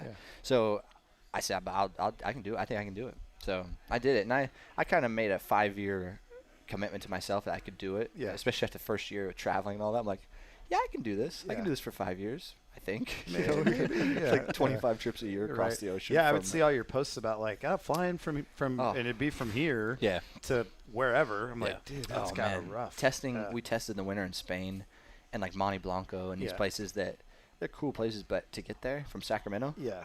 dude, it was Sacramento, Chicago. One of my routings was Sacramento, Chicago, Ireland to like Madrid, Right. and Madrid to some little place Sure. like Yeah. Perez or whatever. Sacramento is both a western state, or it's the west part of the country, but also not a major airport not a compared major to airport, SFO. So, yeah. like, so you have to go to some other major place in the U.S. Yeah. Right. So I got a And, brainiac idea. I'll Jesus. drive to SFO.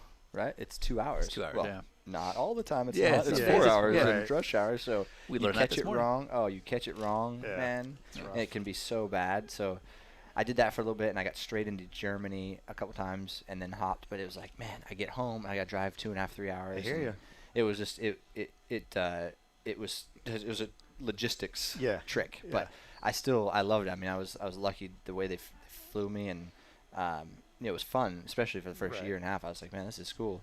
But yeah, I mean, I would say, to answer your question, the statistics definitely didn't prove well for me, and I've never lost anywhere I went. I mean, that's kind of why I drive race cars for a living. Is my results for They keep everything I backing it up, did, they absolutely. back it up. Yeah. And there, I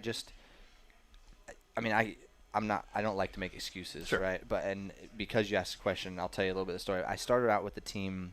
The first team I was with was the new team. Like, had just got themselves together in time for the season start, and they ended up winning the championship with Whitman Yeah. last year before last when I was still there, and they're doing good this year, and so they've turned into a great team. But they were brand new. They were all Toyota F1 guys. The guy who owned it just started the team, just got a shop. He used to be an engineer at Toyota F1, and so it was just like coming together. Right. Yeah, And we figuring were it just out. always a little bit behind. Sure. Even in our 6 cars at the time, right? Because there was 2 on each team. Right. Right. And you shared info, but you just we missed on tire warming. Sure. You know, tire warming is a big deal there. How you do it, you know, what you the purging system, and Sure. you know, so much stuff that we just got behind. And a couple races we found our way. We were like, oh, Red Bull Ring, we were P1, we were running good. Right. Wheel fell off. Time for a pit stop, and we're running Right. second. You're and like right. threatening to win this deal at Red Bull Ring. Like for some reason, Red Bull Ring, I was quick every time I was there. But you know, just I got a penalty, not slow zone, but they call it, you know, like a yellow penalty Yeah, where you right. had to slow down a Hit the certain button. amount of seconds. You had to like, I just missed one time and I was running second. I mean, these opportunities, missed opportunities, which are not normal necessarily for me. Yeah, I mean, that's what I mean. Like normally I always say I preach capitalize on opportunity. Yeah, And I just absolutely. kind of missed on a couple of these ones, Sure. either my fault or not, but we just missed. We didn't hit it. And you know, those results would stand out today. Right. You know, Yeah. you wouldn't even ask that question. Those Yeah. those particular two races would have been a second or a Would first. have shown up, yeah. And they would have showed up. And so we just missed on a couple opportunities. And you know, I think in the third year there, the rules changed. We had primary tires, we had option tires. I was definitely, I mean, I'll tell you, on primary tire, which was a hard tire, Yeah. I just couldn't get a feel for it. I could not get the car set up. And the option tire you would get in the race, it was the only time you got it. You Right, never, so you had you no idea never what to practice expect. on it. Sure. We got a couple test days to run a few sets, but it would just show up in a pit stop. We're Right. going options. Yeah. And you go primary, option, primary, or however you want. You run Right. 3 sets tires. And they were planning on making me a shirt that said, Joey loves option tires. When it went option tires, dude, it was off the chain. I was going to the front. Right. Right. But I couldn't get there fast enough. You know, I qualified 12th or something. Then you get to the front, and Yeah. so it was a little bit of that, just finding our way on the setup, and it just didn't. That primary tire didn't play well for me. So I don't know. It was. I did what I could. It's tough when you go. I think the toughest thing was when you get in a little bit of a slump. Yeah. I mean, you know how it is, and you get in a little bit of a slump, and then you're there by yourself, and Yeah. you're in a weird world, a Yeah. different world. It's a little bit trickier to dig out of it, right? Sure. And you know, we just, like I said, when we dug out, then we had a little mistake. We didn't capitalize on it, Right, you know, right, and, right. and that was really it. But I looking back on it, I feel very fortunate to be able to have done that, you Yeah. know, Yeah, because it totally. was cool. It was like. It seriously was F1 with a body. Yeah. And Yeah. the stuff I saw Yeah, and how learned cool is there that and car? different ways to do it. Yeah. Oh, dude, Yeah. Yeah. inside was like a double wide Indy car. Yeah. You know, I mean, it was just it was a double wide tub. Right. You know, we sat low. It was super safe. It was a fun thing to be involved. I mean, the stuff we did for starts, reaction times. Yeah. I mean, we had a doctor that we got to go see in Italy twice a year for fitness and stuff like that. It was just, I got to do a lot of cool Yeah. stuff. I mean, Sure. I learned, if only I get to do another standing start. You learn a lot over there in standing starts because it's Right. so critical. Yeah. Yeah. They spend a lot of time on reaction time and how to like get the clutch going. Right. And the starts are great. I mean, I was doing starts wrong every time I did a standing start in a go-kart. I don't know how I even got off the line because I Right. never did a start right. Nobody ever taught me how to do a start. Sure, sure, So loading the clutch and like the car's squatting You and feel it, you're like, yeah. oh my god, this clutch is getting just annihilated. Right, So- right. But yeah, it was cool. I did the reason I say that is because I did the Aussie V8 Supercars in Yeah. 2011 also, and that I did standing start there, and I had not done any standing starts at that time, and I was like run with the clutch all the way in, and then when it went green, I went run. Like, Right. they had a line lock and everything, but I Yes. didn't do it But right. I no didn't. I was like, idea. how do I do with this? I'm Yeah. not even sure. I was just winging it, you know. So Well, again, we're sitting here at a kind of a small Mexican restaurant in Elk Grove, California, where you grew up, and you know you're not a rich kid that just sort of bought your way up through the ladders. I mean, you came from what you had in karting and managed to get Yeah. rides from day one. So it's pretty awesome to get to that That's a kind cool of way to level. do it. I mean, I So- was able to get it. I was lucky. I hit. I mean, and it's why I say it. I tell my kids all the time, capitalize on opportunity. Yeah. I mean, Yeah. I just was. I had a lot of people help me, and like but I was not forced into, but I found my way in these driver search programs, which were around back Yeah. then. I Yeah. mean, Team Green Academy, Sure. Team USA Scholarship was one of the biggest ones. Jeremy Shaw helped Yeah. me so much Yep. with that program.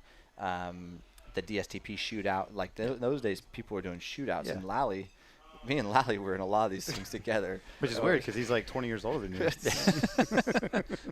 Speaking of which, we did this thing, and I always say it's kind of a funny story, kind of not, but we were in England doing the Palmer Audi thing, Yeah, that's what we Lally's did. talked about this a little bit because it was like you, Lally, Sellers, and Edwards. Edwards, yeah. Yeah, it was. We did it 2 years at Lally and I. So Okay. I always Hunter Ray was in there 1 year. Yeah. Giebler was in there 1 year.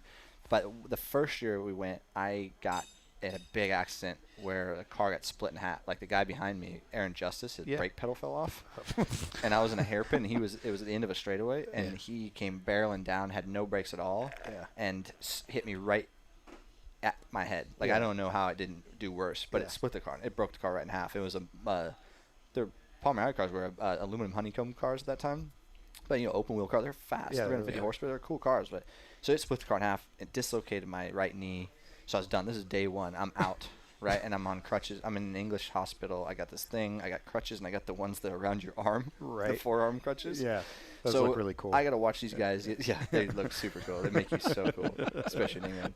But so I have to watch these guys finish up the deal. I'm out. There's no way I can win this scholarship this year because I'm out. So, but after that, we were going to F1 shops and looking around. Like we went to Jordan and we went to BA. What it was at the time? It would have been Jaguar, and we went to like Honda BAR. I think at that time. Some cool stuff, but I was on crutches. Right, So we're walking all over. We're going upstairs on crutches. It was a major pain. But this one point we're in this little town. I don't know where it was, but we're walking across the street, and everybody kind of ran across, like all 6 drivers, run across, and I'm like, and Lally's the last one to go across after me, and I'm like, uh-oh, and there's a car coming, and Lally comes back and swoops me up and like drags me across and gets me out of the way of the car. So I always say, Andy Lally saved my life. We've got another theme. And nobody ever knows it. Well, everyone will now. Yeah. He always saved my It's life. the only time we'll ever say anything good about Andy. Yeah. So, Yeah, but that was some fun stuff. I mean, So- and that turned into the next year at Team USA scholarship where I won. Then I ended up winning with Phil Giebler and getting to go back and do the winter series. Yeah. So I mean, just those things turned into something while I was there.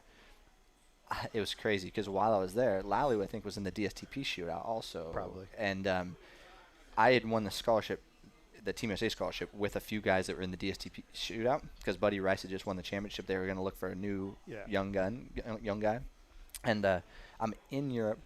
No, I wasn't in Europe yet. I was about to go to Europe for the Palmari thing, and I'm at the go-kart track because I used to have a karting school. I went all over. I did karting school since I was 16, and I'm getting pager. By the way. Yes, I said paged. What is that? I don't. Can you elaborate? This is 2000, end of 2000. Had a pager because people are always calling. My phone's blowing up. I'm trying to teach a class. It's the shop. It's the go-kart Emmett kart shop. My dad used to run the shop for a long time.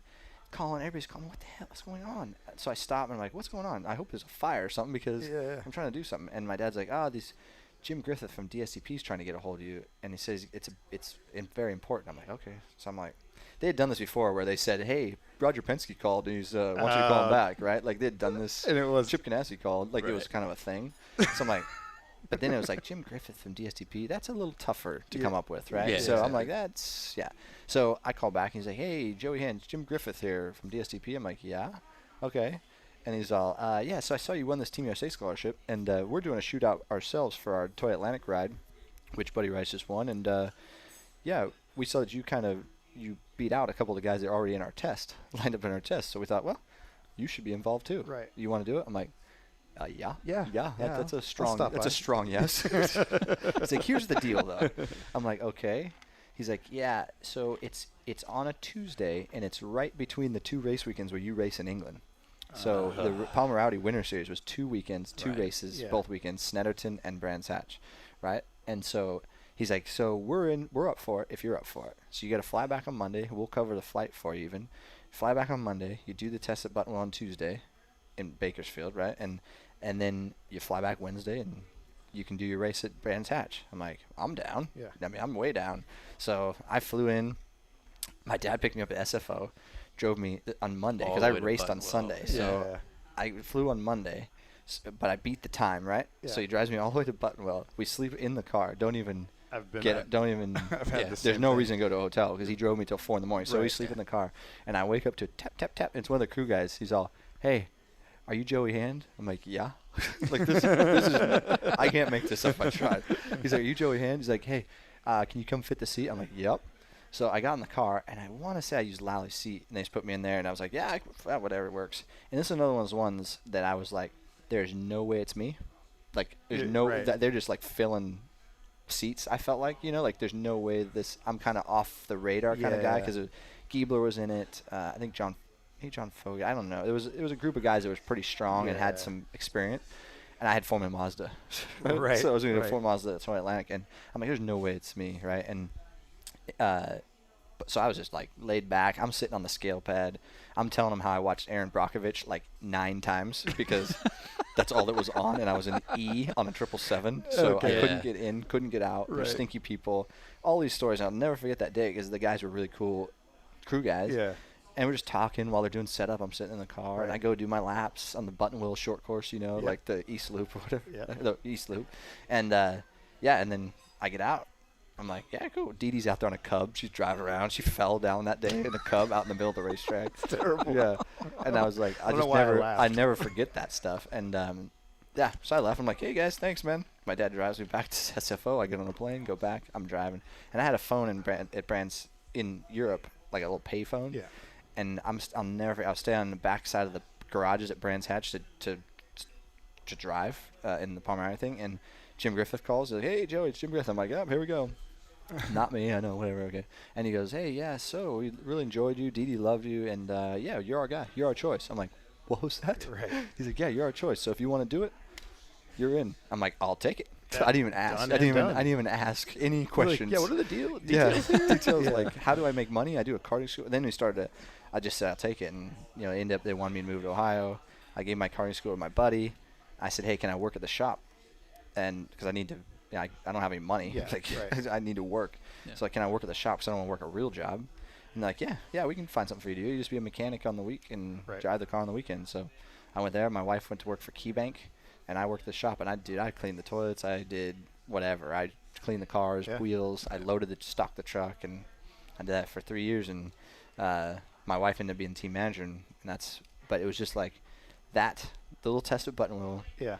that opportunity, and just kind of being, just doing it, going quick. It was the situation. And Right. It was a big deal for. That was a big. I felt like when I made it to Atlantic, Atlantic there was no it. stopping me. Yeah, Yeah, when especially you in that the era, tough yeah. jump was to Atlantic. Yeah. Yeah. Right. Like Toyota Atlantic was Yeah. the jump. That was the tough, or Indy Lights, but that was the tough jump. I Yeah. felt like once I got there, it was Yeah. smooth sailing to IndyCar. Right, sure. And then that accident in 2002 really stunted changed all that, that, a little yeah. bit. Yeah. Yeah. Not saying I would have made it to IndyCar, but I mean that didn't help me. Yeah, for sure. That didn't help. So Lally saves your life. Sellers obviously is one of the greatest guys in the world. Who would you punch in the face if you could? Oh man, that's not a good question. It's a great question. It's an awesome question. What do you mean? What if we bleep it out? No, I just want to know for me. this does not end well for me. But I think we already figured out. Whoever taps the bill on my hat. Oh yeah, that's anybody. That's- Yeah. Yeah. I'm gonna end up with 20 people Fans are gonna come up to you and be like, tap the bill on my hat. Yeah, Yep. that's gonna be annoying. I don't know, man. I'm not. I am that guy, but I'm not that guy till it's really extreme. Yeah. And that nowadays for me is anybody that messes with my family is gonna be in big trouble. But Yeah. I don't think I should name names. I know who it is. Oh God, now I have to know. Is there anybody that not necessarily like a anger thing or whatever, but just somebody that you're always finding yourself up against that you're like, God, this guy. I'll tell you who that is, and you guys have already talked to him, and he knows, so it's not going to matter. It's Pat Long. It's definitely Pat Long. Yeah. And he is definitely the guy that I can't shake. That we cannot shake each other. Yeah. I mean, Well, he's so short. I It mean, you have does- to really bend down to like shake the guy. no, he's. You know. I mean, the crazy thing is, he's a hard racer. I'm a hard racer, Yeah. and we've Yeah. raced ever since we were kids against each other. Yeah. And you just. Weren't you teammates at one point? We were on the Ruby Tuesday car That's once. right. Yeah. That's right. And it was the most awkward hello ever. It was like, Did you know he was gonna be there or vice versa when you? no, I went there with Okay. Bill Oberlin, That's and then right. Alex Job goes, yeah, so we're going to have Andy Wallace and Patrick Law. I'm like, Of course. really? Like, I don't know how that. I told Joe, I said, Pat Long and I, we hit each other more than we like race with each other. It's like, Right. I don't know what it is, and we just don't have the same racing style yet. Okay. He's He's obviously fast, you're fast. he's a wheelman. I mean, he Yeah. can get it done in so many different things, and because of that, we end up in so many things together. Right. Continental Challenge. I Yeah. mean, ALMS, I mean, it doesn't seem to matter where we go. We end up next to each other. Yeah. And I'll never forget, we had knockdown dragouts in Marshalltown, Iowa. That place. Of course. Who hasn't? My little Who hasn't? brother, I think my little brothers had run-ins with Pat Long. Really? Yeah, when they were little. Like, Littler than now. well, my little brother is bigger than me. He's like 4 years older than me, 4 years younger than me and twice my size. But yeah, no, I mean, and it's funny because I think Brian Sellers is good friends with him. A lot of people I know is good friends with him, but I just, it's so weird. I mean, you know how it is when you race people for so long, and especially when you start young. Like, here's a good example. Phil Giebler and I mean, I don't know if we could have disliked each other any more when we were kids. Our dads didn't like each other. That's right. It was so cutthroat. It was like, kill. I mean, I don't care what you have to do. You beat them. Like, and you're young and you're trained to, like, win at all costs, right? And at least that's the way. Yeah, just sweep the leg. I got lines. Remember, I know Brian Sellers, so I got lines. But you're trained to just go, fight to the death, really, And Phil Giebler and I, pretty much, were trained not to like each other, and we ended up at that Team USA thing in England together. And after we had won, we were together. Right. And like Jeremy Shaw said, okay, you guys are gonna share a van, you're gonna share a place to live, like same room. I'm like, how's this gonna go? Like we've tried to hurt each other in racing vehicles. My dad's gonna be mad since I'm hanging out with 12. him. Right. And we became like good buds, like great buds. Like ended up being like, hey, we kind of just like stepbrothers. right. Did we just become best friends? Let's do karate. Let's do karate in the garage. You want to do karate in the garage? Yeah, like we were kicking our beds apart in England, like moving. We were like, yeah, we got so much more room. Do kung fu. It was. So yeah, and Pat Long and I just haven't had that time together. Right. I guess That's one way of putting it. we haven't been able to turn it around. Well, we figured out our season 3 podcast. Yeah, the bringing Dinner together. with Racers with Ryan, Sean, Joey, and Pat. Joey and Pat. We're gonna go on a road trip together. Yeah. I could do it. As I get older, man, I'm actually not a grudgy person. And it was like I don't hold a grudge, but there's just been no reason for us to, hang out and be buds. And then we end up on the track together, and we're like, Right. Do you think having kids changed you like that, like with your on-track behavior? yeah. No, on track, I think I got. A lot of people think I got more aggressive on track with kids. It's like This is the You're one just way this I much more can. tired and angry. But seriously, I'm the type of person like I'm a survival. Like I'm a survivor. Yeah. Explained survivor, I guess. Self-proclaimed survivor. But I also am like the one that I always feel like I need to feed the family, right? Yeah. So like I think that my mindset goes to, that whole fight or flight, and I will always fight. Yeah, So absolutely. and I think that's what the racetrack part of it is. I know that racing is how racing is, and you have to be on your A game for so much, or else you're not gonna have a job. And I do not want to clean pools, Right. or doing not. And my brother and my dad had a pool cleaning service, so I know what it's all about, right. and that's why I say clean You're pools. like, I'm seriously not. I don't doing want to do that. that, and one pool's enough at my house. But I really enjoy racing, and I can't imagine not doing it. Right. And I think that's what drives me on track. Like that's like, especially the racing part. I love racing. Right. I actually really love racing. The battle, the mind games. Sure. That actual war type deal. And I definitely haven't. They always say, "Oh, you slow down when you have kids." No, No, you're good. I think I You're get a little crazier. It's the first time I've heard that argument that direction, but Yeah, I get I it. like that. Yeah, Yeah. I get it. So your oldest is 10? 10. So Son's 10. You're, My you're daughter's. 35, 36? I'm 37 now, so you can bleep that part out. Okay, yeah. We will. Yeah, sure. So you're 27 years old changing diapers. Oh, dude. Were you thinking like, okay, like I'm an adult now, Well, and you're still trying to get the rides and the big success. yeah, I and mean, everything. I blended right in that pretty quickly, Yeah. pretty easily. I spent a lot of time around kids, not like diaper kids, but I started coaching a lot of kids when they're Sure. 4 years old. Some of them, like Ryan Finney. I don't know if Yeah, you know I know him. Ryan He Finney. did like Indy Lights stuff. He was 8 when I started. His brother was 4. Okay. I travel all over the country with those kids. Neil Alberico, Yeah. who does Indy Lights now. Started with him when he was 8. So young kids, youngish kids. I was already kind of parenting them because they'd spend time with us, and it was like, hey, it's my way. When you're with me, I'm in charge, right? So I felt like when I had kids, I had already done it before, except for the poopy diaper stuff. And I'm a dad. I did it, but I'm sure glad I had a boy first. Let me tell you, because I know the parts. You know. Fair enough. Yeah, makes sense. Do you guys have anybody have kids? So let me. If you ever have a girl, for the guy, it's confusing. I mean, not like everybody's gonna laugh. Oh, you should know, but no, like what do you like? What are how the do rules here? Like, how much poop do we have to get out of there? You know what I mean? like, is it like Swiss watchmaker? like does it have to be totally sanitary? Yeah, because I'm running out of wipes here. Yeah, I'm just gonna spray it down. I was one of those guys that was like, you know, we are not poor enough to save on wipes. Like my wife's like, oh, I can do it with one wipe. I'm like, but why? Yeah, let's. Right. I'm going to Costco and getting wipes. Right.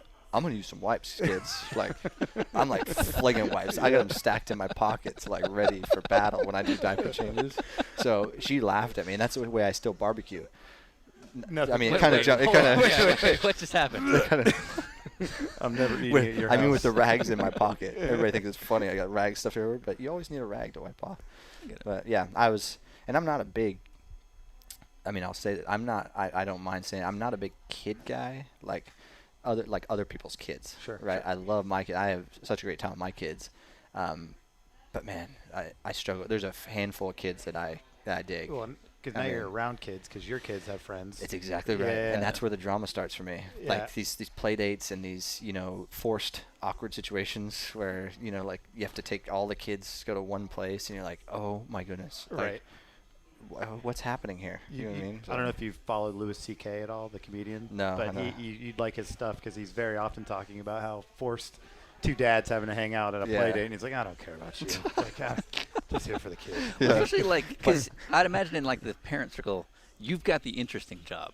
So they feel the need to tell you that relatable story that's completely not relatable. Yeah, I used to drag race back in Yeah, high exactly. school. Yeah, my dad No, knows that- a stock car driver. That one comes all. Both of those come all the time. But no, I'm lucky. I have a lot of cool dads around that are like, especially a lot of firemen. Like where we live and what we do. There's I have a lot of law enforcement friends and family, and love those guys. Probably would be law enforcement if it wasn't for racing, but and firemen. So they're cool, and a lot of those guys honestly don't even want to talk about it anyways. So it works because I'm not a big talker about stuff, and so it ends up being just more awkward silence. Right. But it does end up being sometimes a little. I don't know. People ask, and like then you have the cool job, and then it's almost awkward because you have the cool job. Yeah, and like you don't know how to not sound like I don't want to. complete soul, right? Yeah, exactly. I don't want to be like. Oh I was in Germany last week. Yeah, your dad's cool too. You know, but That sucks. this morning, one of the reasons why I do this later is I did a thing in my daughter's class this morning in my driving suit. It's all about me week for her. Okay. And you can bring a parent. Yeah. Wait here. Yeah. I almost. You don't even I would know have how lost close I my was. shit if you walked into a driver's suit. I almost did it, and the only reason I didn't is I was like, I don't want to have to change though. It'd be funny. You're like, okay, now go change. If it wasn't just audio, Right. like I would totally do it, but because I had it all Does that out. mean the suit's in the car? No, I left it. But it was when I was putting it back in. I took it off, and I'm like, oh, this would be great to just walk in. That would funny. be good for the video. Like, no one told me. Yeah, I thought. Do we not? Yeah. Where's your suit, Eversley? I forget what I was gonna say. What's the? Oh, yeah. I won't say it. So that's all the reason now we have to know. Yeah. I don't know how I got on this, but you ever think about how to hold your trophy when you're on the podium for certain reasons? Not the trophy, the champagne bottle. Or- Like, I never know. Like, I don't Like- want to hold it like a. No, This is what I try not to But do. what about like when you go like Some of this? it like riding up. Okay, yeah. I generally, I'm like, and your suit's a little tight. I generally go over the top. All my suits are tight. I'm kind of fat. Oh, we always have this thing about. I'm always. Like a moose knuckle. Yes. Yeah. A ninja foot. Like, So I've never heard that. never heard ninja foot? Ninja foot, no. Ninja yeah, foot, I never heard. yeah, it's like Oh, a that's camel- that's a yeah. funny. That's a good one. Watching his face good, he's like, oh yeah. I'm using that. I don't know what you said made me think about moose knuckle, and we're always like, Said Joey Hand. Yeah. and because I'm never like I don't do the two-handed hold over the head Right, anymore right. because now my friends, I've told this story to my friends that watch So they everything. look for it. They're looking. So Yes. the other day, Yep. the other day, my neighbors they sent a picture. They said, have you talked to Westbrook about the moose knuckle? Nice. And I said we need evidence, and he had the. It's like a Yeah, screen grab of a close up. Yeah. Nice. Well, now I'm going to think about it every time. Yeah. I just thought maybe you guys should do a little poll of who thinks about it and actually adjust their holding position. Because seriously, I mean, I could have a sore shoulder and I'm going one end. Yeah, just I'm one end. No definitely matter not doing. Yeah. Definitely not going to get the knuckle on Man, this one. now I'm going to go through and look at all the podium pictures from this year and be like, oh, okay, now I'm you gotta good. know. I'm good. Right. Ooh, ninja yeah. foot. My mom saw that.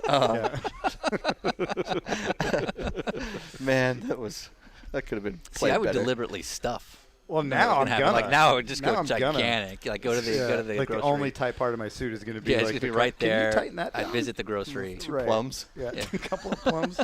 You wanna Like go- down to the knee. You don't want to You're make like, it. okay, come on. Come on. There Yeah, we you go. don't want to go overkill. Like Bosses. you don't want to Third oversell leg. it. You want to oversell it.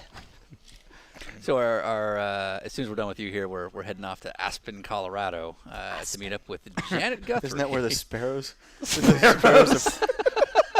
Oh no, that's Capistrano. Sparrows. The women. Now I. that's It's from Dumb and Dumber, Dumb right? and Dumber, Where the yeah, women. Where the women- swarm like the salmon of Capistrano. Capistrano. Sparrows. Oh, I was wrong. Way It's not better. even sparrows of Capistrano. I got it wrong. I think it's salmon. of Yeah, Capistrano. yeah. The salmon Where the one. women's. It's where the beer flows like wine. Where the Go beer with flows that. like wine. Oh, so anyways, you're going to Aspen.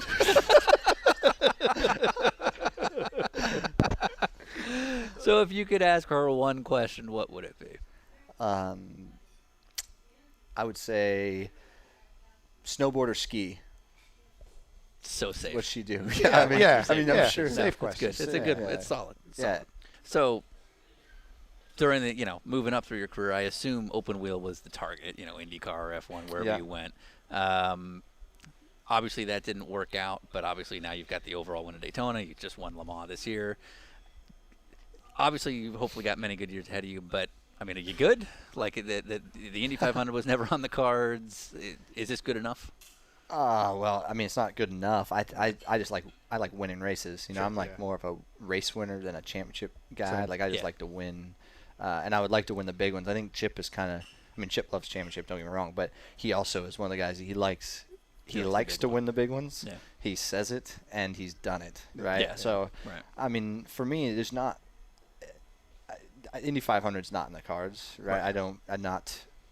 I'm not really interested anymore. I was, Sure. but I think the big ones I've got so far. I mean, I would love to win Le Mans overall. That'd Sure, be great. yeah. But would I be satisfied with this if I was done tomorrow? I'd be pretty satisfied, but I still would like to win more races. I think one thing I would like to do is like a NASCAR road race. I've always wanted to do a Yeah. NASCAR road race. I would love to. Yeah. I would love to go and win a NASCAR road If race. only you were hooked up with a NASCAR team. I of some yeah, sort. man, you never know what's gonna happen. But Right.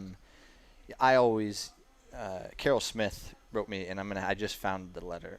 It was after the Team Green Academy, and I was doing a resume, and I asked Carol Smith to do.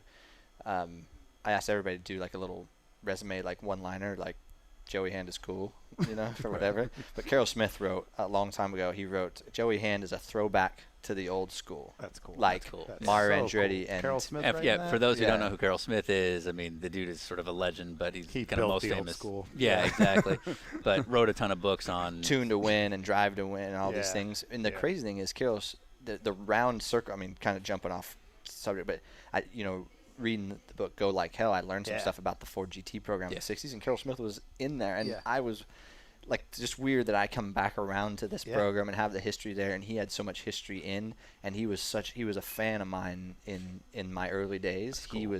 That's why I went to him and said, hey Carol, can you write me something, because it would mean a lot from you. Totally. And I just found that paper. My parents had it, and they just moved the actual paper that he typed it on, and I was gonna get that framed because my point was that I've loved the idea of being that old school guy that could do anything.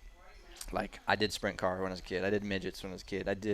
I've done some NASCAR driving at Cedar Point. I've done some IndyCar open wheel stuff and DTM. I mean, I've been around the block, so I always wanted to do that, and I'm proud of done most of it. I mean, I didn't drive F1, but I've driven a lot of stuff, and I've not won everything, but I've driven a lot of cool stuff and had good runs and stuff. And I'd love to do it like in an Xfinity race or something like that. I think would be cool. But yeah, I think after that it's just winning races, doubling up. I'm going after my buddy Bill Oberlin, man. Yeah. He's him and Scott Pruitt, some of my old teammates. They've put up some serious numbers that maybe today's style of racing probably is going to make it tough to get to those win numbers. Right. But that's why I tell Bill, I'm chasing you, man. I'm chasing you. He's still winning though, so it's tough. I need him to stop. I need him to retire before I can actually catch up. All right. Well, I guess on that note, thanks for coming. Yeah. Well, thanks for giving us time, man. Yeah, geez. Yeah, no problem. We know. Hey. You just got back from camping, so. Well, I was camping and I was moving my dad. I left that part out. But, yeah. And we got to get to my favorite Mexican restaurant. This place is killer. Cool. It's all good. And you guys got to come to Elk Grove, California. It's off my list now. Yeah, done. Check that. All I'm right. sure when you do this with Kyle Larson, he'll probably bring you back to the same We're not Mexican getting joint. Kyle Yeah, Larson. it's never Screw gonna that guy. happen. We got one. We got the real. We got the biggest celebrity we got of the big Elk Grove. guy. All right. Yeah, exactly. That's right. All right. Continental's got Thanks, the check. guys. Perfect.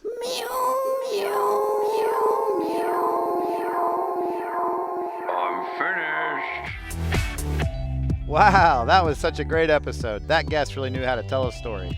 Did you like that, Joey Hand, Ryan? Because you're clearly sitting right next to me as I say that. You're welcome, Sean. I'm right here. All right, so to wrap this one out, continuing our pursuit of delivering new music to you, the listener of a free podcast, want to introduce you to a band who introduced themselves to us. As you may recall, we put out sort of a calling not too long ago for new bands who want to kind of send us some music and introduce themselves to us and what they're all about. One particular guy, his name is Sean, who had a great name but spells it wrong, found us and sent us his band called Son of James. And I actually quite like these guys, and I thought it was kind of a good feel and good sound relative to people who may come from Elk Grove, California. So here's Son of James. You can listen to more of them on Bandcamp. I believe if you go to their website at sonofjamesmusic.com, you can download the song. I think you have to make a contribution, but hey, give them a couple bucks. They've clearly earned it. I like their style. Here you go.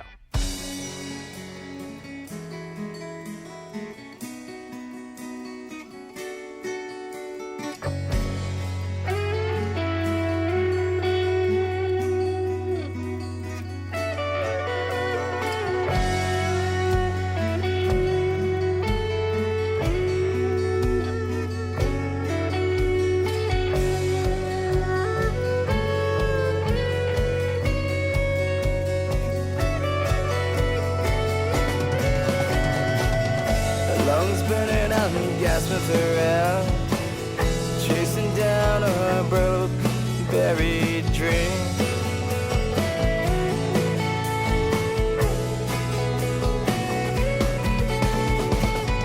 I run to see her face, racing down a dark trail. Can you tell me why?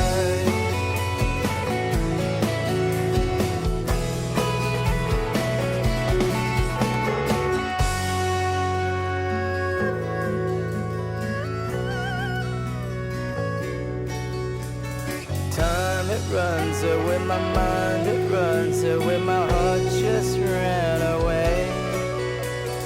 Time it runs away, my mind it runs away, my heart just ran away. Time it runs away, my mind it runs away, my heart just ran